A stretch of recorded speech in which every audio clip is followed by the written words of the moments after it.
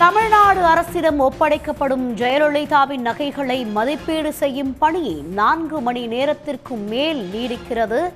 150 ஆபரணங்களை மதிப்பீடு செய்யும் பணி நிறைவு பெற்றிருக்கிறது. கூடுதல் விவரங்களுடன் செய்தியாளர் செந்தில்நாதன் இணைகிறார். செந்தில்நாதன், விவரங்களை பகிர்ந்துக்கங்க. 1996ஆம் ஆண்டு ஜெயலலிதா அவர்கள் மீது சொத்து குவிப்பு வழக்கு தொடரப்பட்ட போது அவர் வீட்டில் இருந்து சுமார் 481 தங்கம், வெள்ளி, வைரம், வைடூரியா ஆபரணங்களை லஞ்ச ஒழிப்பு போலீசார் பறிமுதல் செய்தனர். இது சுமார் 27 கிலோ எடை கொண்டது.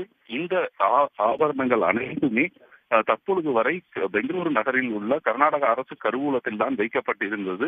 கடந்த 21 வருடங்களாக அரசு கருவூலத்தில் வைக்கப்பட்டிருந்த இந்த நகைகள் மற்றும் சொத்து ஆபரணங்களை தமிழக லஞ்ச ஒழிப்பு போலீசாரிடம் ஒப்படைக்க கூறி கடந்த 29 ஜனவரி தேதி அன்று நீதிபதி மோகன் உத்தரவு பிறப்பித்தார். அதன் அடிப்படையில் இன்று இந்த அனைத்து தங்க நகைகளையும் ஒப்படைக்கும் பணி தற்பொழுது நடைபெற்று வருகிறது. இன்று காலை செவ்வாய் 11 மணி அளவில் அரசு கருவூல இருந்து பெங்களூரு சிறப்பு நீதிமன்றத்திற்கு பலத்த போலீஸ் பாதுகாப்புடன் 6 பெட்டிகளில் இந்த நகைகள் மற்றும் சொத்துக்களின் ஆவணங்கள் எடுத்து வரப்பட்டன.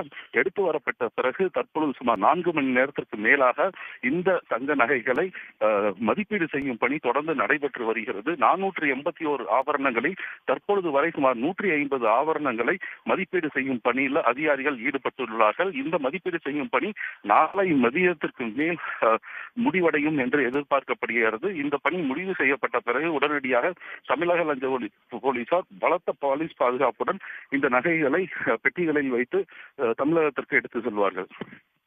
உடனுக்குடன் செய்திகளை தெரிந்து கொள்ள சன் நியூஸ் பெல் ஐகானை கிளிக் பண்ணுங்க.